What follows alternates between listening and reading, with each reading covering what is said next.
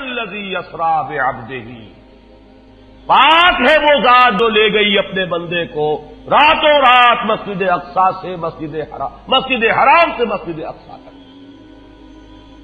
اگر یہ بات کسی انسان کی طرف منسوب ہوتی تو بات اور تھی، اگر یہ فعل حضور کی طرف منسوب ہوتا کہ حضور گئے تو بات اور تھی کہ میں آیا نہیں لایا گیا ہوں، حضور گئے نہیں لے جائے گئے ہیں، اور لے جانے والے وہ ذات ہے سبحان الذی اسری، وہ پاک ہے ہر عیب سے، ہر نقص سے، ہر ذوق سے، ہر کوتاہی سے، وہ منزہ ہے، اعلیٰ ہے، عرفہ ہے، بالا تر ہے، لہذا اس کی قدرت سے یہ ہرگز بعید نہیں کہ وہ اپنے بندے کو راتوں رات مسجد حرام سے مسجد اقصی اور پھر مسجد اقصی سے سدرۃ المنتہا تک لے جائے اور واپس لے آئے اور پھر مسجد حرام میں پہنچا دے۔ اور بعض روایات میں آتا ہے کہ وضو کا پانی ابھی بہ رہا تھا اور کنڈی جو ہے حضور کے مکان کی وہ ابھی ہل رہی تھی، معلوم ہوا وقت نہیں گزرا۔ میں کچھ بیان کروں گا، میرے بیان کرنے میں کچھ کمی اور بیشی ہونے کا اندیشہ ہے۔ اگر ہم اتنے خوش قسمت ہیں کہ وہ واقعہ ہمارے پاس ایک مفصل حدیث کی شکل میں موجود، اور حدیث بھی دوسرے یا تیسرے طبقے کی کتابوں کی نہیں، متفق علیہ، جس میں روایتاً جیسا کہ میں نے عرض کیا جس کا پایا تقریباً قرآن کے برابر، اور اس حدیث کے راوی ہیں حضرت مالک ابن صعصع رضی اللہ تعالی عنہ۔ ان کے بارے میں ایک بات ہے بڑی اہم، وہ نوٹ کر لیجئے۔ یہ انصاری صحابی ہیں، ان میں سے نہیں ہے کہ جنہیں حدیثیں بیان کرنے کا کوئی زیادہ شوق رہا ہو، یہ غالباً واحد حدیث ہے جو انہوں نے بیان کی، اور انہیں اس سے نہایت شغف تھا، نہایت محبت کے ساتھ انہوں نے اس کو محفوظ کیا تھا، اس کے ایک ایک لفظ کی حفاظت کی تھی۔ چنانچہ بعض دوسرے وہ صحابہ بھی جنہوں نے خود حضور سے یہ بات سنی ہوئی تھی، اب ایک تو وہ خود براہ راست روایت کر رہے ہیں حضور سے کہ ہم نے سنا، حضرت انس ابن مالک رضی اللہ تعالی عنہ خود، لیکن وہ صحابہ بھی ان کی خدمت میں خاص طور پر حاضر ہو کر ان سے اس روایت کو سنتے تھے، اس لیے کہ اس روایت میں ان کا درجہ بہت بلند ہے، ان کو اس سے بہت شغف تھا، تو صحابہ جو براہ راست حضور سے سن چکے وہ بھی ان کے پاس جا کر خاص طور پر اس حدیث کو سنا کرتے تھے۔ چنانچہ یہ روایت جو متفق علیہ ہے، یہ امام بخاری جو اس کو لائے ہیں عن قتادہ عن انس بن مالک عن مالک ابن صعصع رضی اللہ تعالی عنہم، حضرت انس ابن مالک سے روایت موجود ہے مسلم شریف میں براہ راست ان سے، لیکن یہ اس روایت کو بیان کر رہے ہیں حضرت مالک ابن صعصع رضی اللہ تعالی عنہ کے حوالے سے۔ روایت کیا ہے؟ ان النبی صلی اللہ علیہ وسلم حدثہم عن لیلۃ اسری بہ۔ اب دیکھیے یہ مرفوع حدیث ہو گئی، حضرت صعصع بیان فرما رہے ہیں کہ نبی اکرم صلی اللہ علیہ وسلم نے خود ہمیں سنایا، وہ حالات و واقعات سنائے جو اس رات کو پیش آئے جس رات کے انہیں لے جایا گیا۔ قال بینما انا فی الحطیم وربما قال فی الفجر، حضور فرماتے ہیں کہ میں اسی اثنا میں کہ میں حتیم میں تھا، اور ایک دوسری روایت میں الفاظ حجر آئے ہیں، وہ بھی کہتے ہیں اسی حصے کو، مضطجعا میں لیٹا ہوا تھا، اذ اتانی آتن کہ اچانک میرے پاس ایک آنے والا آیا۔ یہ آنے والے کون ہیں؟ حضرت جبرائیل، یہ بعد میں واضح ہو جائے گا۔ فَاشْتَقَّ مَا بَيْنَ هَٰذِهِ إِلَىٰ هَٰذِهِ، حضور نے اشارہ فرمایا، اس نے یہاں سے یہاں تک میرا سینہ چاک کیا، یعنی من طفرت نہر ہی الی شعرت ہی، یہ جو گڑھا ہے حلق کا گڑھا، یہاں سے لے کر تیرے ناک تک سینہ چاک کیا، فاستخرج قلبی، اور میرا دل نکالا، ثم اعطیت بطست من ذهب مملوء ایمانا فغسل قلبی، پھر ایک تشت لایا گیا سنہری جو ایمان سے مملوء تھا، بھرا ہوا تھا، تو پھر اس کے ذریعے سے میرے اس قلب کو، سینے کو دھویا گیا، ثم غسل ثم اعید، وفی روایت اس کے بعد اس کو لوٹا دیا گیا اور پھر وہ زخم بھی سی دیا گیا۔ ایک روایت میں آتا ہے ثم غسل البطن بماء زمزم ثم ملئ ایمانا وحکمتا، اسی طریقے سے پورے پیٹ کو بھی صاف کیا گیا مائع زمزم سے، اور اس میں بھی ایمان اور حکمت بھر دیے گئے۔ ثم اعطیت بدابۃ، پھر میرے پاس ایک چوپایا لایا گیا، دون البغل فوق الحمار، جو بغل یعنی خچر سے تو کچھ چھوٹا تھا، اور حمار یعنی گدھے سے کچھ بڑا تھا، اب یہ جو سفید تھا، یقال له البراق، جس کا نام براق ہے، وَيَدَعُ خَطْوَهُ عِنْدَ أَقْصَى طَرْفِهِ، اور اس کا ہر قدم اس کی حد نگاہ پر جا کر پڑتا تھا۔ فَعِلْتُ عَلَيْهِ، میں اس پر سوار ہوا، فَانْطَلَقَ بِي جبرائیل، اب یہاں نام آ گیا، وہ آنے والے کون تھے؟ پھر چلے میرے ساتھ حضرت جبرائیل، حتی اتت السماء الدنیا، یہاں تک کہ وہ آسمان دنیا تک پہنچ گئے، جو پہلا آسمان۔ اب یہاں دیکھیے وہ روایت میں جو زمینی سفر کا درمیانی حصہ ہے وہ رہ گیا، دوسری روایات سے ہم اس کو جوڑ کر جمع کریں کہ پہلا زمینی سفر ہے، مسجد اقصیٰ تک پہنچے ہیں، وہاں جا کر روایت میں آتا ہے میں نے وہی اپنے اس خچر کو باندھا، براق کو، جہاں انبیاء باندھا کرتے تھے، اور پھر وہاں میں نے نماز ادا کی، بہت سے لوگ جمع ہوئے، میں منتظر تھا کہ کون نماز پڑھائے گا، کہ جبرائیل نے میرا ہاتھ پکڑ کر مجھے آگے کیا، میں نے نماز پڑھائی، اور پھر جبرائیل نے مجھے بتایا کہ یہ تمام انبیاء تھے جو اس دنیا میں مبعوث ہوئے ہیں، اور آج آپ نے ان سب کی امامت کی۔ یہاں سے پھر شروع ہوا ہے وہ دوسرا سفر، لیکن جب پہلے آسمان تک پہنچے، فاستفتح، انہوں نے دستک دی، کھلوانا چاہا، قیل من ھذا، پوچھا گیا کون ہے؟ قال جبرائیل، انہوں نے جواب دیا جبرائیل۔ قیل ومن معک، پوچھا گیا کہ آپ کے ساتھ کون ہے؟ دیکھیے یہاں ذہن میں رکھیے گا، اس امکان کو کوئی شخص مسترد نہیں کر سکتا کہ ان ملائکہ کے علم میں ہو، لیکن پھر بھی پوچھ رہے ہیں، قانون قانون ہے، دروازے پر دستک دینی ہوگی، آئیڈینٹی ڈسکلوز کرنی ہوگی، چاہے علم میں ہو۔ جج جو ہے وہ اپنے علم کی بنیاد پر فیصلہ کبھی نہیں دے گا، وہ تو مقدمے کی سماعت ہوگی، شہادتوں کی بنیاد پر فیصلہ ہوگا۔ ذاتی علم کی بنیاد پر کرنا ہے تو وہ خود کسی اور عدالت میں اس مقدمے کو منتقل کرے اور وہاں گواہ کی حیثیت سے پیش ہو، تو قانون قانون ہے۔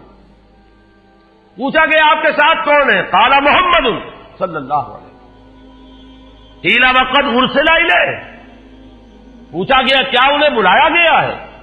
قال نعم، انہوں نے فرمایا ہاں۔ قیل مرحبا بہ فنعم المجیء، جا ففتح فلما خلصت، اس کے بعد کہا گیا مرحبا ان کے لیے، تہنیت ہے، مبارکباد ہے، خوش آمدید ہے، کیا ہی اچھے ہیں وہ جو لائے گئے ہیں۔ پھر وہ سمائے دنیا جو ہے اس کا دروازہ کھولا گیا، میں اس میں داخل ہوا، فیضا فیہا آدم، میں نے دیکھا وہاں حضرت آدم تشریف فرما ہے۔ فقال ھذا ابوک، جبرائیل نے کہا یہ آپ کے جد امجد ہیں، فسلم علیہ، ان کو سلام کیجئے، فسلمت علیہ، میں نے انہیں سلام کہا، فرد السلام، انہوں نے سلام کا جواب دیا، ثم قال مرحبا بالابن الصالح والنبی الصالح، خوش آمدید ہے، مرحبا ہے صالح بیٹے اور صالح نبی پر۔ ثم صعد بی، پھر مجھے اور اٹھایا گیا، حتی اتی السماء الثانیہ، یہاں تک کہ جبرائیل پہنچ گئے دوسرے آسمان تک۔ فاستفتح، پھر وہی سوال و جواب ہے، میں اب ترجمہ نہیں کروں گا۔ قیل من ھذا قال جبرائیل، قیل ومن معک قال محمد، قیل وقد ارسل الیہ قال نعم، قیل مرحبا بہ فنعم المجیء جاء ففتح فلما خلصت۔ جب یہ سارا اس کارروائی کے بعد داخل ہوئے ہیں دوسرے آسمان پر، فیضا یحییٰ و عیسیٰ وہو ابنا خالۃ، وہاں میں نے دیکھا کہ یحییٰ اور عیسیٰ ہیں اور یہ خالہ زاد بھائی ہیں۔ قال ھذا یحییٰ و ھذا عیسیٰ فسلم علیہما، فسلمت فردا، ثم قال مرحبا بالاخ الصالح والنبی الصالح، انہوں نے بھی کہا خوش آمدید اور مرحبا ایک صالح بھائی اور صالح نبی کو، یہاں نوٹ کیجئے گا، حضرت عیسیٰ اور حضرت یحییٰ یہ بنی اسرائیل میں سے، لہذا حضور کو اپنا بیٹا نہیں کہہ سکتے، بھائی کہہ رہے ہیں۔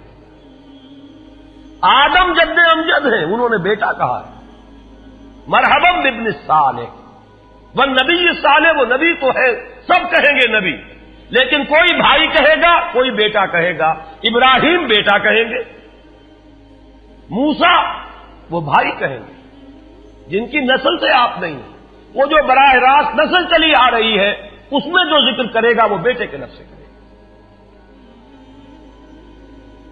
ثم صعد بی الی السماء الثالثہ فاستفتح، قیل من ھذا قال جبرائیل، قیل ومن معک قال محمدا، قیل وقد ارسل الیہ قال نعم، قیل مرحبا بہ فنعم المجیء جاء ففتح فلما خلصت اذا یوسف قال ھذا یوسف فسلم علیہ، فسلمت علیہ فرد، ثم قال مرحبا بالاخ الصالح والنبی الصالح۔ اب مجھے ترجمے کی ضرورت نہیں ہے، ایک مرتبہ بات آپ نے سمجھ لی، اب تیزی کے ساتھ میں اس حدیث کو پڑھ دینا چاہتا ہوں۔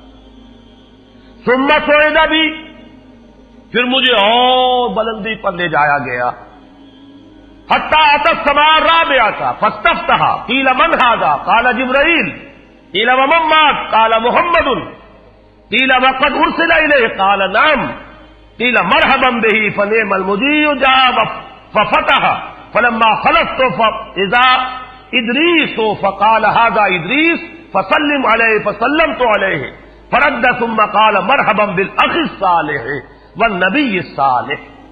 یہاں ملاقات ہوئی حضرت ادریس علیہ الصلوۃ والسلام سے۔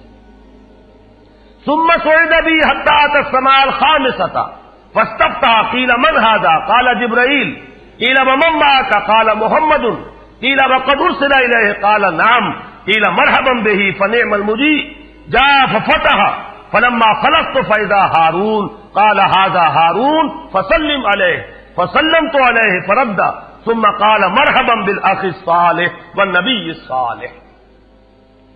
ثم صعد بی حتی اتی السماء السادسہ فاستفتح، قیل من ھذا قال جبرائیل، قیل ومن معک قال محمد، قیل وقد ارسل الیہ قال نعم، قیل مرحبا بہ فنعم المجیء جاء ففتح فلما خلصت فاذا موسیٰ قال ھذا موسیٰ فسلم علیہ، فسلمت علیہ فرد، ثم قال مرحبا بالاخ الصالح والنبی الصالح۔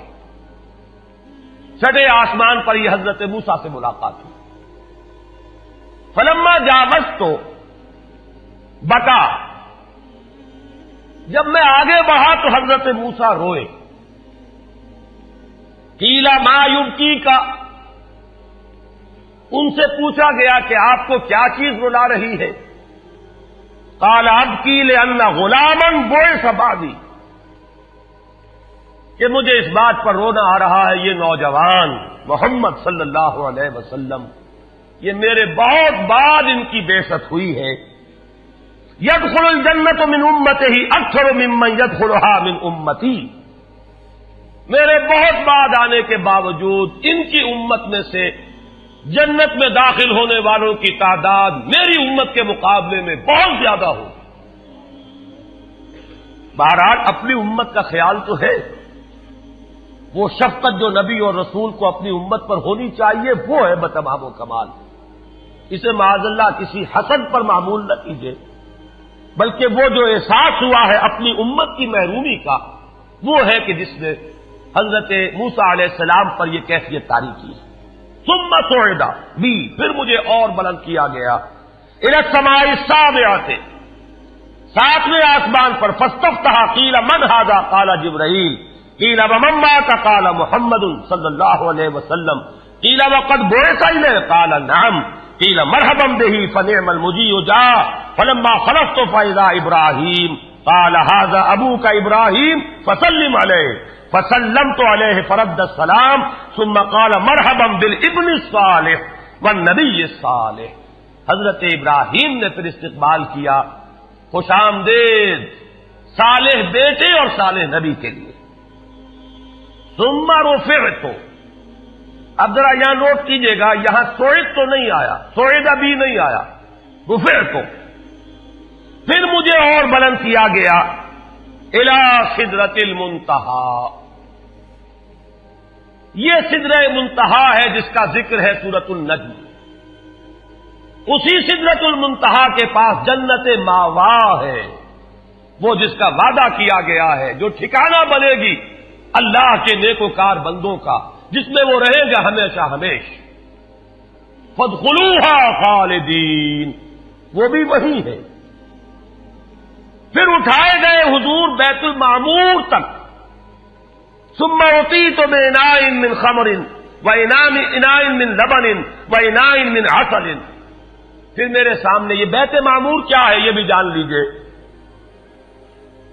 یہ در حقیقت اس سمائے سابعہ پر، ساتویں آسمان پر خانہ کعبہ کا اصل جو ہے اللہ کا گھر، جس کا یہ ظل اور سایہ اس دنیا میں ہے، خانہ کعبہ، یہ ہے وہ بیت المعمور،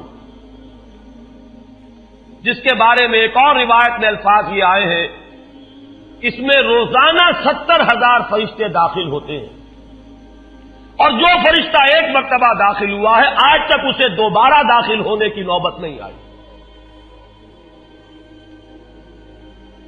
اسی طریقے سے وہ فرشتے ہیں جو طواف کرتے ہیں خانہ کعبہ کا. پھر جان لیجئے یہ ہماری نگاہوں سے مخفی عالم غیب کی ایک دنیا ہے اپنی جگہ، چاہے ہمیں نظر نہ آئے.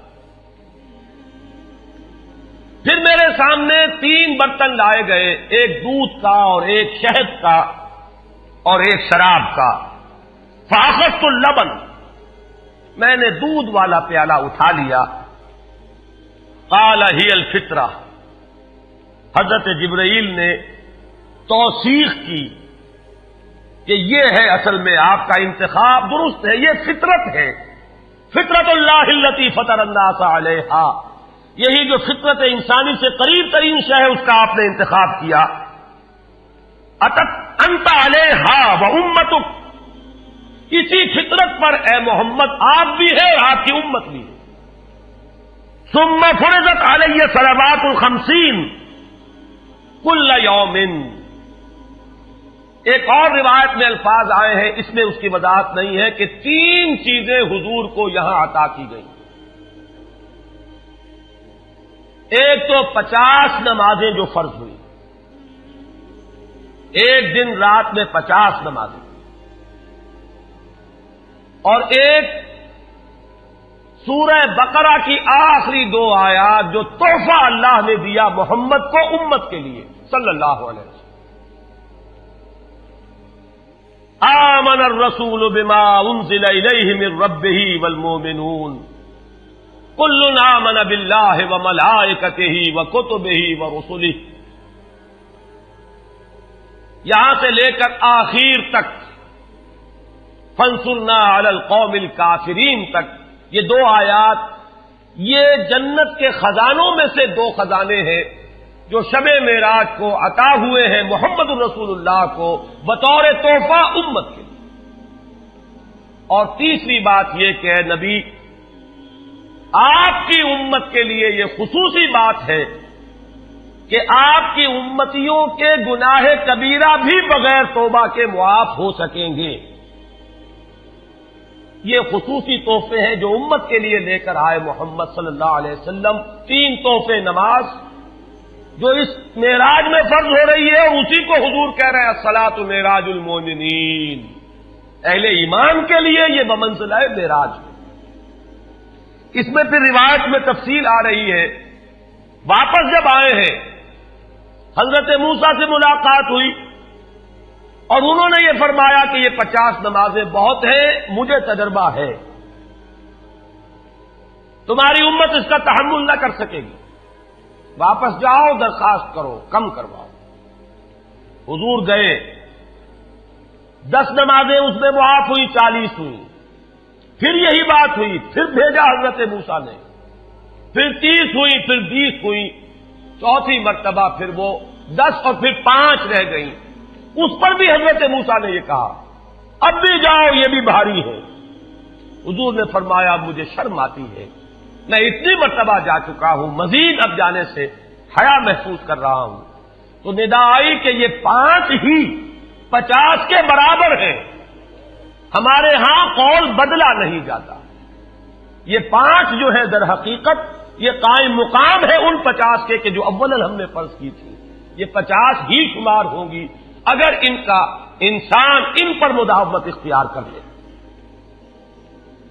میں آخری جملہ آپ کو اس کا سنا دیتا ہوں. فَأُمِرْتُ بِخَمْسِ صَلَوَاتٍ كُلَّ يَوْمٍ فَرَجَعْتُ إِلَى مُوسَىٰ فَقَالَ بِمَا أُمِرْتُ بِخَمْسِ صَلَوَاتٍ كُلَّ يَوْمٍ قَالَ إِنَّ أُمَّتَكَ لَا تَسْتَطِيعُ 5 صَلَوَاتٍ كُلَّ يَوْمٍ وَإِنِّي قَدْ جَرَّبْتُ النَّاسَ قَبْلَكَ وَعَالَجْتُ بَنِي إِسْرَائِيلَ أَشَدَّ الْمُعَالَجَةِ. میں نے بنی اسرائیل کا حتی الامکان معالجہ کیا, ان کے حالات کو درست کرنے کی کوشش کی, لیکن مجھے تجربہ ہے یہ 5 بھی نہیں جھیلی جائیں گی. فارجع الی ربک فاسألہ التخفیف, مزید تخفیف چاہیے لامتک. قال سألت ربی حتی استحییت ولکنی ارضی واسلم. قال فلما جاوزت نادى مناد ابزیت فریضتی وخففت عن عبادی. متفق علیہ. مجھے ندا آئی کہ میں نے اپنے بندوں پر تخفیف کی. اس میں وہ ذکر نہیں ہے, دوسری روایت میں ہے کہ ساتھ ہی وضاحت ہو گئی کہ یہ 5 نمازیں بھی 50 کے برابر ہے. میری بات نہیں بدلی گئی ہے, وہ در حقیقت میں نے اسی 50 کا رتبہ جو ہے ان 5 کو عطا فرمایا. یہ روایت ہے جو متفق علیہ. روایات کثیر, جنت اور دوزخ کے جو مشاہدات کرائے گئے وہ بہت تفصیل سے دوسری روایات میں, لیکن کسی اور روایت کا استناد کے اعتبار سے, اسناد کے اعتبار سے وہ درجہ نہیں ہے جو اس روایت کا. باقی میں نے مسلم شریف کی روایات میں سے اور تفاصیل آپ کو سنائی ہے. یہ ہے واقعہ. پھر حضور واپس آئے ہیں, وہیں بیت المسجد اقصی میں آئے ہیں, پھر واپس تشریف لائے ہیں, اور اس کا میں بیان کر چکا ہوں دوسری روایات میں کہ وقت بالکل نہیں گزرا, کہیں روک دیا گیا ہے, پوری کائنات کو کہیں تھام دیا گیا. یہ بات تو وہ ہے جو آج سے پہلے بھی سمجھ میں آ سکتی تھی کہ شاید کسی ایک جگہ پر پوری کائنات کو روک دیا گیا. وقت بالکل نہیں گزرا کسی کے لیے, لیکن جیسا کہ میں نے عرض کیا اس وقت تو یہ بھی سمجھ میں آتا ہے کہ سب کے لیے وقت گزر رہا ہو اور صرف محمد الرسول اللہ کے لیے نہ گزرے صلی اللہ علیہ وسلم. آج یہ بات بھی سمجھ میں آ سکتی ہے, لیکن یہ ہے کہ قرین قیاس وہی پہلی بات ہے. کہ اس میں پورے اس وقت کے لیے وقت کی رفتار کو روک دیا گیا ہو. وہ مسئلہ یاد آ گیا کہ آگے بڑھو یا وقت کی رفتار روک دو. تو یہ وقت کی رفتار ہے جو محمد الرسول اللہ صلی اللہ علیہ وسلم کے لیے روک دی گئی. اس کے بعد جو ہنگامہ ہونا چاہیے تھا وہ ہوا. صبح جب حضور نے فرمایا کہ یہ میرے ساتھ واقعہ پیش آیا ہے تو جو رد عمل ہونا چاہیے تھا وہ ہوا ہے. یہاں تک بھی ہوا ہے کہ بہت سے مومنین صادقین متزلزل ہو گئے. مشرکین نے، کفار نے بغلیں بجائی کہ اب ہمیں موقع مل گیا. معلوم ہوتا ہے ابھی تک تو شک ہی کی بات تھی کہ ان کو کچھ خلل دماغی کا عارضہ ہے، اب تو ثابت ہو گیا، کسی شک کو شبے کی گنجائش نہیں. چنانچہ اب آپ اس کا اندازہ کیجئے، یہ واقعہ مکے میں بیٹھ کر بیان کیا جا رہا ہے، امتحان لیے گئے ہیں. اچھا اگر گئے تھے تو بتاؤ مسجد اقصی کے ستون کتنے ہیں، وہاں کی کھڑکیاں کیسی ہیں؟ حضور فرماتے ہیں، ایک حدیث موجود ہے کہ میں گھبرا گیا، اس لیے کہ کس کو یاد رہتا ہے. مسجد اقصی میں جا کر حضور ستون تو نہیں گن رہے تھے، لیکن یہ کہ جب پوچھا جا رہا ہے تو مجمع میں تو ہو سکتا ہے کہ تالی پٹ جائے کہ اچانک اللہ تعالی نے میرے سامنے مسجد اقصی کو کر دیا. اب میں دیکھ کر بتا رہا ہوں اور لوگ دنگ ہو رہے ہیں. اب دیکھیے وہ مشاہدہ جو میں نے عرض کیا تھا، مشاہدات بے شمار ہیں. جنت سامنے لے آئی جاتی ہے اور آگ سامنے لے آئی جاتی ہے، جہنم سامنے لے آئی جاتی ہے، مسجد اقصی سامنے لے آئی گئی ہے، جن میں سے ہر سوال کا جواب حضور نے مشاہدے سے لیا.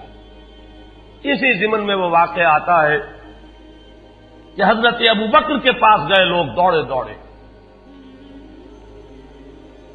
وہ یہ سمجھتے تھے کہ اگر یہ پالا ہم مار لیں تو پھر ہماری جیت ہے. ابو بکر کو اگر ہم متزلزل کر دیں تو پھر گویا کہ ہمارے لیے کوئی اور پرابلم نہ رہے گا.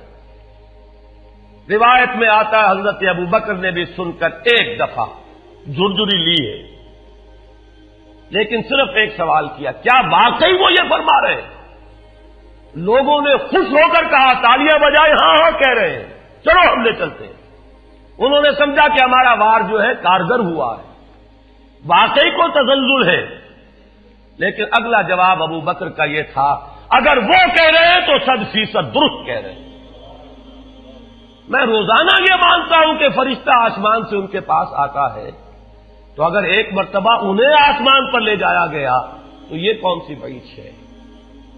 یہ ہے وہ دن کہ جس کے بعد صدیق اکبر شمار ہوئے ہیں ابو بکر صدیق. صلی اللہ علی محمد صلی اللہ